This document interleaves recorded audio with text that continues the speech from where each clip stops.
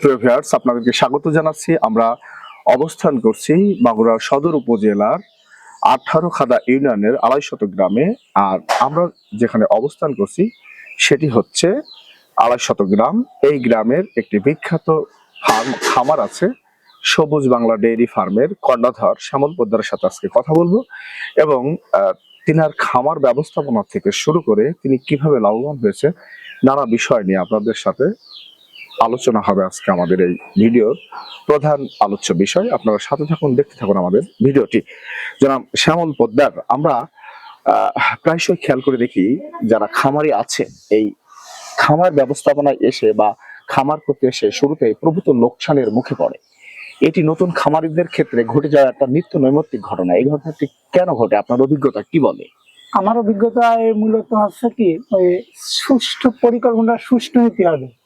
মানে আর এই গরুটা কিনতে হবে দেখি শুনে, দালানের মাধ্যমে না।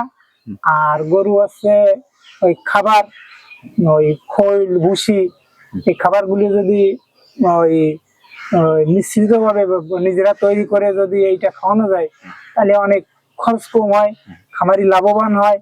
আর এইটা বাদে যদি ওই দোকানে গরুর ওই খাবারের দোকান থেকে রেডিমেড খাবার কিনলে পারে খামারিরা লস হয়, সেখানে দাম বেশি পড়ে। সেখানে দাম বেশি পড়ে। আর একটা জিনিস, আমরা দুধের মানে ন্যায্য মূল্য পাই না। মানে দুধ উৎপাদন করতে একটা দুধে যে কষ্ট আসে সেই তুলনায় আমরা সঠিক দাম পাই না। আপনার কি মনে হয় এই ন্যায্য মূল্য কেন পাচ্ছেন না? ন্যায্য মূল্য পাচ্ছি না এই যে গ্রামে কিছু কিছু যারা এই যে এই একটা গাভী আছে, দুইটা গাভী আছে, তাদের তো আছে ঘাস খাবার কিনা লাগে না, ওরা যে মাঠের থেকে খাবার খাওয়ায়, ওই দেখা যাচ্ছে হাফ কেজি 1 কেজি 1.5 কেজি দুধ হয়। ওই লোকজন কাস্টমাররা বলে অমুক জায়গা 40 টাকা দুধ, 50 টাকা দুধ, তোমার দুধ 80 টাকা। তখন আমরা বলি আমাদের তো 80 টাকায় পোষায় না। ঠিক আছে, এই রকমের আর কি। তাহলে আপনি যেটা বলতে চাচ্ছেন, নতুন একজন খামারি লোকসানের মুখে পড়ার পিছনে দুটি কারণের কথা উল্লেখ করেছেন। একটি হচ্ছে গরু কেনার সময় সঠিকভাবে কিনতে পারে না, অথবা যখন খাবার এর সংস্থান করে তখন রেডিমেড খাবার সে বাড়ি থেকে বেশি কিনে নিয়ে আসে, ফলশ্রুতিতে সে লোকসানের মুখে পড়ছে। এই ক্ষেত্রে আপনার পরামর্শ হচ্ছে বাড়ি থেকে গরু কেনার সময় সতর্ক হয়ে গরু কিনতে হবে, আর খাবারটা নিজে তৈরি করে দিলে ভালো হয়, এটা আপনি বলতে চাচ্ছেন? হ্যাঁ, আর যদি আপনার ওই যদি বাড়ির থেকে তৈরি করা হয় তাহলে সেইটাই অনেক সুন্দর। সেটা অনেক সুন্দর।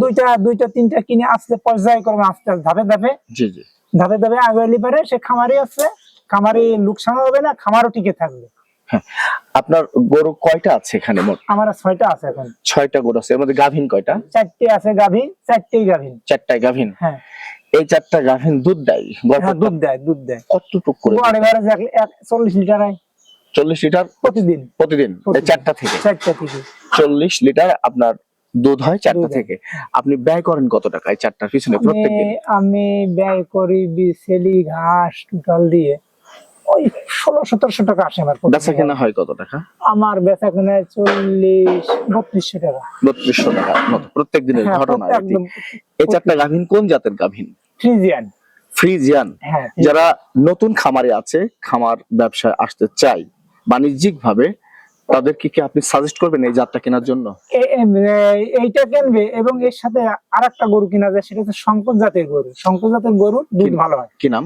শঙ্কর জাত। সেটার নাম হচ্ছে শঙ্কর জাত। হ্যাঁ, গরু ছোট, দুধ ভালো হয় এবং বাছুর দেয়।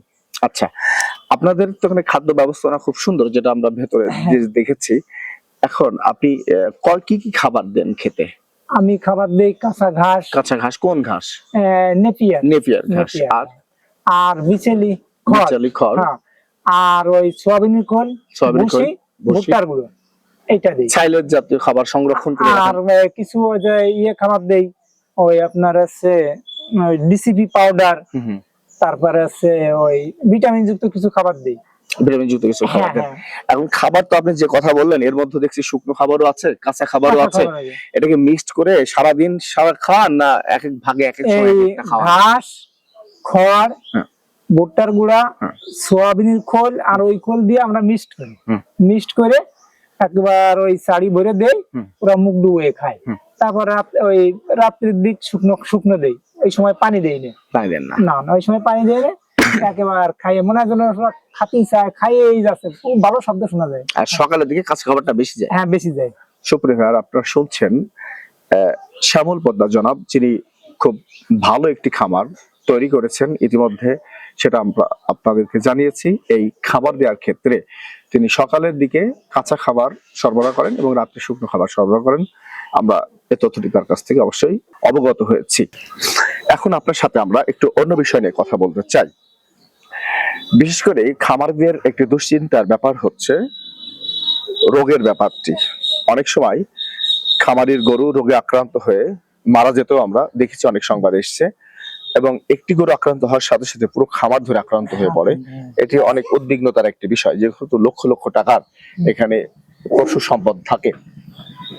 আমাদের প্রাণী সম্পদ অধিদপ্তর আছে, এখান থেকে এই রোগ সম্পর্কিত বিষয়গুলো সম্পর্কে কোনো সহযোগিতা পান কিনা, বা পেলে সেটা কি ধরনের সহযোগিতা?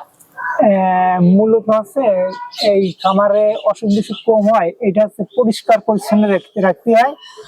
ওই আপনাকে ওই সুডা ব্লিচিং পাউডার এগুলো দিয়ে প্রতি সপ্তাহে একবার গোয়াল আছে ওইটা দিয়ে পরিষ্কার পরিচ্ছন্ন ধুয়ে দিতে হয়। আর গরুদের যদি ঠিক মতো স্নান টান করানো যায় তাহলে এবারে অসুখ বিসুখ কম হয়, পরিষ্কার পরিচ্ছন্ন রাখতে হবে। যেমন আমি হচ্ছে বৈশাখ জ্যৈষ্ঠ ভাদ্র মাস 8 বার 9 বার করে গরু স্নান করাই, আর এমনি আসছে 2 বার, আর শীতের সময় একবার প্রতিদিন। তা পরিষ্কার পরিচ্ছন্ন রাখি আমি দেখছি, আমি আজ 9 10 11 বছরে পড়িছে, মানে পরিষ্কার পরিচ্ছন্ন রাখলে গরুর অসুখ বিসুখ কম হয়।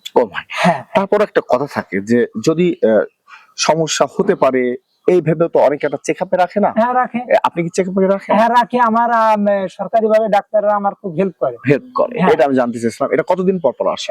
ওনারা প্রতি মাসে আমাদের বাড়ি, যেমন এই যে বসে আছি সিআরটিআর ওনারা দিয়েছে, মানে যে এই এটার নাম ধরো কি এই লেখাটা, মানে আমাদের টোটাল ইউনিয়নের এই ডেইরির